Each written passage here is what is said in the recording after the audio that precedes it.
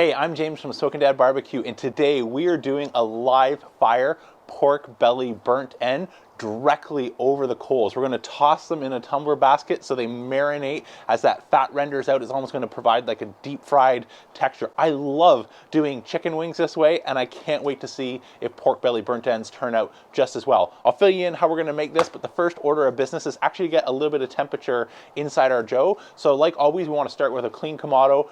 Bank our coals towards the back. If we need a little bit more, rip open a bag of charcoal. And if you're struggling with this, again, look for the part where the string is running straight. If you need to, snip off the knot so you can just take that one string and give it a pull. It'll work every single time. I'm gonna grab my Grill Blazer grill gun and start my fire sort of front center down low so that the coals will continually fall down to where we have those burning embers, and it'll be sort of like a self-feeding fire. I'm gonna put my bottom vent down to one finger and the control tower top, or sorry, daisy wheel, since we're doing this on my Big Joe Series 1 today, to hold about 250 to 300 degrees, just so it comes up nice and gentle while we are prepping our pork belly. So the first thing we're gonna do to get our pork belly ready is get it out of the package, pat it dry, and cut it into just over about an inch and a half cubes, as these are gonna shrink up. So I'll bring you nice and close as we start to prep our pork belly. I'm gonna show you a great rub. It's based off of my sort of house salt, pepper, garlic, but with a couple tweaks that'll go really good with pork belly burnt ends. Let's get to work on our pork belly.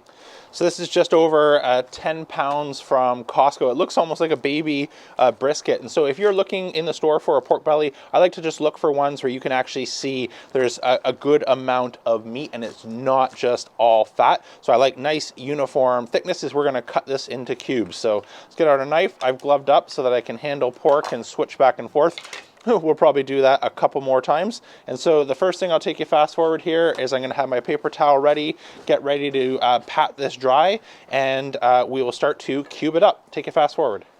Okay, we're ready to start getting into cubes, and so just for consistency, I'm just going to use about a blade's width and a half to help give me my measurement. Again, these are going to shrink down, so they might look a little bit large at this point, but that's okay. Perfect, and we can see we're working with a good amount of meat versus it just being all fat. Take a fast forward while we continue to make these as uniform as possible. You can use any knife for this, but I like a slicer because the length of the pork belly allows us to get sort of one motion versus having to really saw it. And this is the offset Shogun, so it allows me to run my blade right along the board without again having to rock. I'll take you back fast forward, continue to cube these up.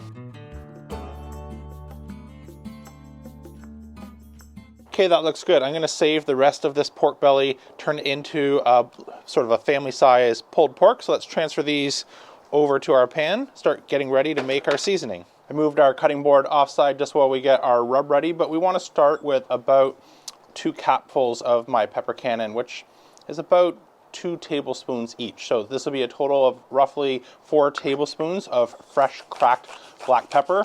Don't need to use something like the pepper cannon, but I highly recommend trying fresh cracked black pepper if you haven't added this to your rubs, as it just adds that much more flavor and a little bit of spice. It's going to be really nice. I'll take you fast forward while I grind this up. There's our first cap. Do that one more time. Perfect. There's our second cap. Done with that. I'm going to add 1 capful now of Diamond Kosher Crystal Salt. In we go. And now 1/3 of a cap, and the rest we are going to use Lowry's. I'll put a link down to make your own at home if you can't find this in your grocery store. It's really easy to come together. The ratios are just a little bit off, but for this recipe, it's close enough. Let's add another cap here.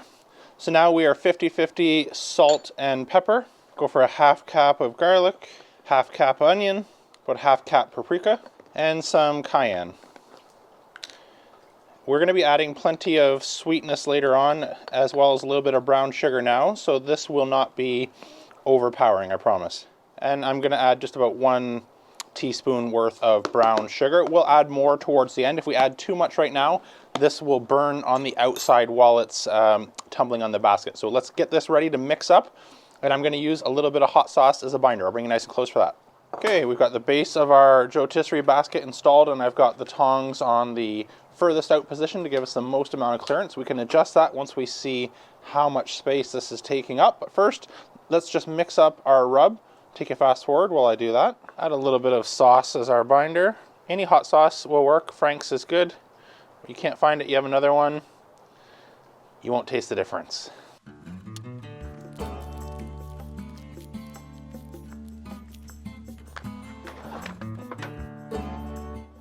Start getting our rub on.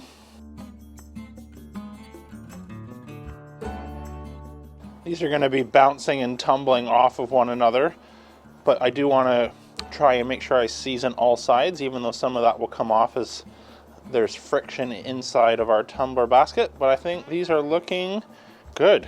So let's transfer them over to our basket. Give these one more good toss. That looks good. There's enough space for those to move around. I think we're ready to get this on. Lock our tumbler basket into place. Meet you over by the grill. Drop our basket into place. There we go. Let those tumble. I'm guessing the cook time will be about 4 hours, but we'll take a look every hour or so, and when they get ready for spray, we're going to mix up some water and some Worcestershire sauce.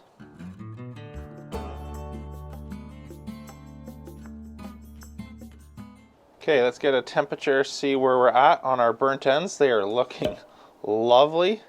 Feels soft, 203, 204. So I think these are ready for sauce. Let's get them off.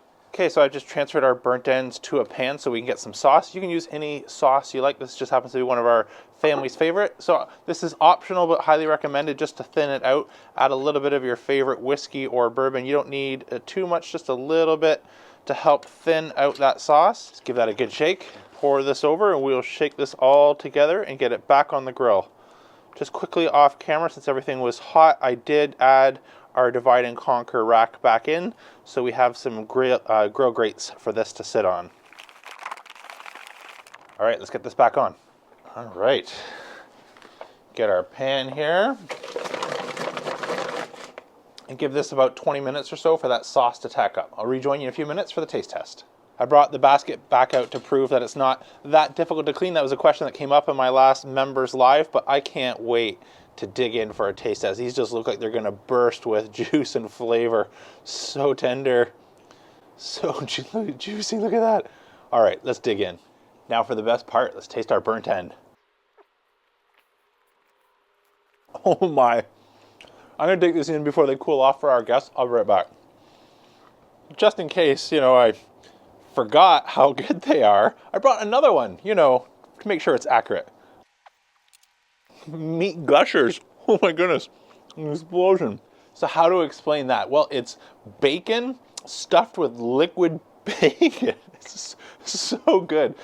So the texture we're getting on our outside, we got a great bark. I wasn't sure with the rotisserie if there was enough space. I tried to guess sort of how much space to leave for everything to shrink up and still have room to tumble around, but this looked like the exact right amount for our JoeTisserie basket, because we are getting an amazing outer crust. And bacon is probably the best thing I could describe it. It's like having a bacon sandwich on the outside with just bacon juice inside. It's incredible.